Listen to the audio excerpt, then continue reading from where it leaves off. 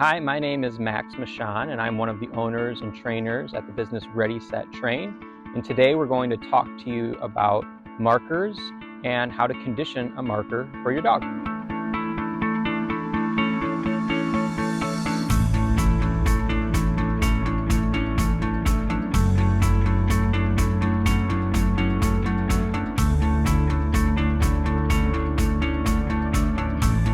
So at this point, you might be asking yourself, what is a marker and why do I even want to condition a marker for my dog? Essentially, a marker is a line of communication between you and the animal that you're training. And it makes training much more efficient and effective because we can capture specific moments in time when our dogs do behaviors that we want them to do.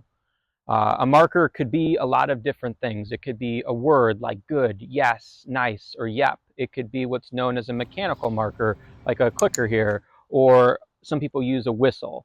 The marker you use isn't really all that important. What is important is that we teach the dog what this sound or this word means, because for training, the timing of consequences is really, really important. Dogs, the good thing and the bad thing about dogs is that they live in the moment. It can be sometimes difficult to communicate right away when they're doing a behavior we like or the behavior that they don't like. So a marker allows us to get very specific with that line of communication.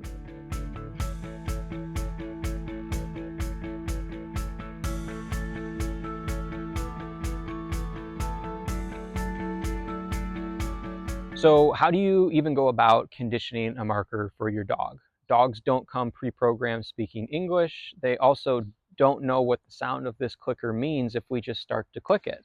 We have to condition these words or these sounds and pair it with some kind of reinforcement. So I'm using treats right now because I know it's something that Ivy likes. I can do a lot of repetition in a short period of time. But I recommend you use a lot of different types of reinforcement with your dogs so they don't just get locked on to using treats. So toys, praise, attention, giving your dog access to areas that they want to go, those are all really good forms of reinforcement that you can pair with a marker. The important thing is that we're doing one thing at a time. Dogs pay attention to the stimulus that's most important to them. So if I have a treat here and I'm holding it out in front of Ivy's face and then I click at the same time, she probably isn't hearing anything that I'm saying or the clicker. She's probably in her brain just thinking treat, treat, treat, treat, treat. She's got a one-track mind.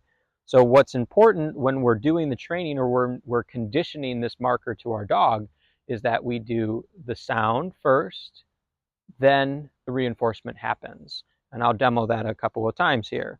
So I'm not going to hold the treats out in front of Ivy's face. I kind of keep them behind my back in the treat pouch in my pocket. I will do the marker. So right now I'll do the clicker. I click, then I move my body and deliver the reinforcement.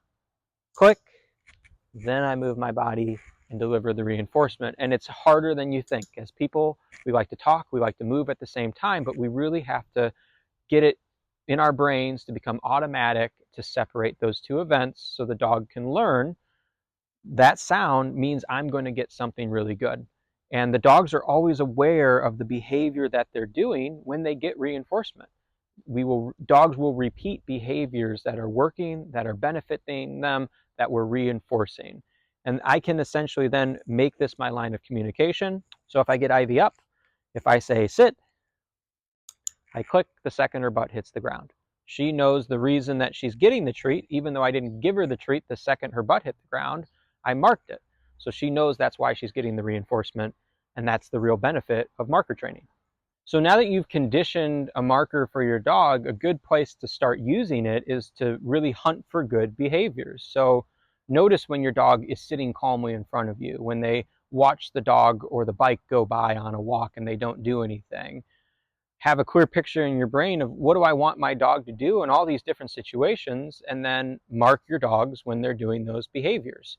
So now you can really effectively communicate when your dog is doing the right thing.